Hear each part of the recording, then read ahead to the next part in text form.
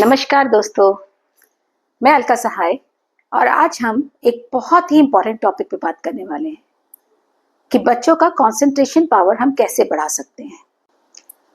आजकल बच्चों का ध्यान जो है वो बहुत आसानी से भटक जाता है। रीज़न है पहला मोबाइल, दूसरा टीवी, तीसरा स्कूल का प्रेशर। और इससे होता क्या है, पेरेंट टेंशन में आते हैं और बच्चा फ्रस्ट्रेशन में। तो सही बात तो ये है कि हम कंसंट्रेशन को सीख भी सकते हैं और उसको बढ़ाया भी जा सकता है, बस कुछ सही तरीके इस्तेमाल किए जाए तो चलिए मैं अपने 20 साल के टीचिंग करियर में से आपको बच्चे का कंसंट्रेशन बढ़ाने के 5 तरीके या आप कह सकते हैं टेक्निक्स बताने जा रही हूँ, जो बच्चे की कंसंट्रेशन पावर को इम्प्रूव करने में और बढ़ाने में बहुत ज़्यादा मददगार साबित हो। Break task into small steps. ऐसा होता है कि जब हम बच्चे को एक साथ बहुत सारा काम दे देते हैं या उसको स्कूल से बहुत सारा होमवर्क मिल जाता है तो वो ऑटोमेटिकली ओवरवेल्म हो जाता है। इसके लिए हम क्या कर सकते हैं कि हम उसके जो होमवर्क का टास्क है, जो बहुत सारा होमवर्क है, उसको छोटे छोटे पार्ट्स में हम डिवाइड करते हैं।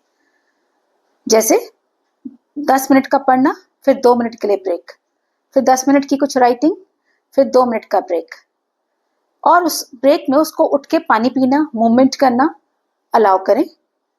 और इससे आप देखेंगे कि बच्चे को काम करने में मज़ा आने लगता है और वो अपने काम की जो उसकी स्पीड होती है वो बढ़ जाती है और उसकी कंसंट्रेशन पावर भी बहुत अच्छी हो जाती है।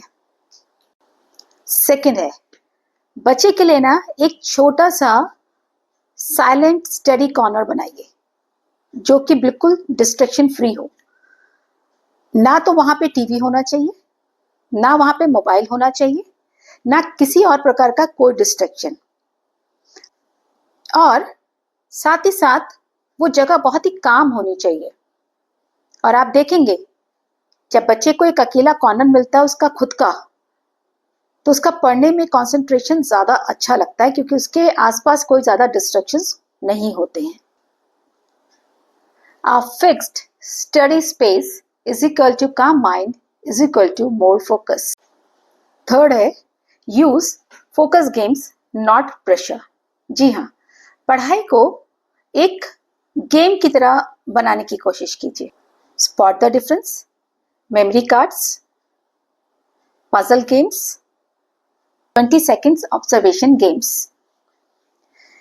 गेम्स ना बच्चों की जो ध्यान देने की एबिलिटी होती है उसको बहुत सारा स्ट्रेंथन करते हैं। फोर्थ है, give them appreciation, no comparison. Unknowingly parents जो होते हैं बच्चे को कंपेयर कर देते हैं और कहते भी हैं कि देखो फलाने का बच्चा कितना अच्छा कर रहा है, उसे देखो वो तुमसे अच्छे ज़्यादा मार्क्स लेकर आया है।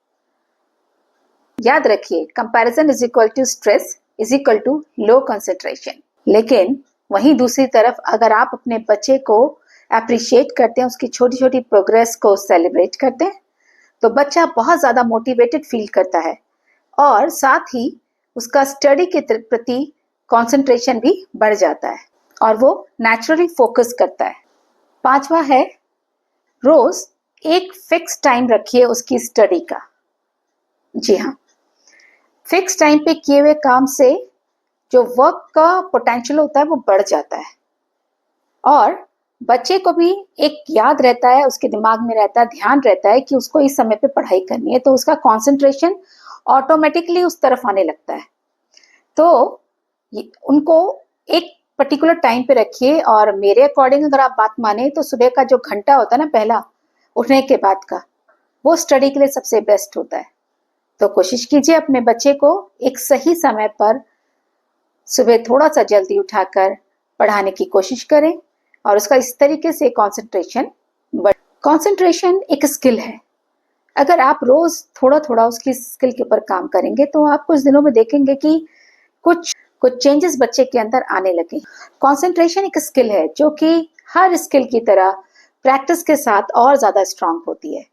और अगर आप मेरी इन 5 टिप को मानेंगे तो आप नोटिसेबल चेंज अपने बच्चे के अंदर ज़रूर देखेंगे। अगर आपको ये वीडियो अच्छा लगा है तो प्लीज़ आप मेरे वीडियो को लाइक कीजिए, मुझे सब्सक्राइब कीजिए और कमेंट करके मुझे ज़रूर बताइए कि आपके बच्चे को किस चीज़ के अंदर कंसंट्रेशन करने में दिक्कत आती है। मैं ज़रूर आपकी मदद करूँगी। Let's learn, grow and shine together. See you tomorrow in the fourth video. Bye-bye.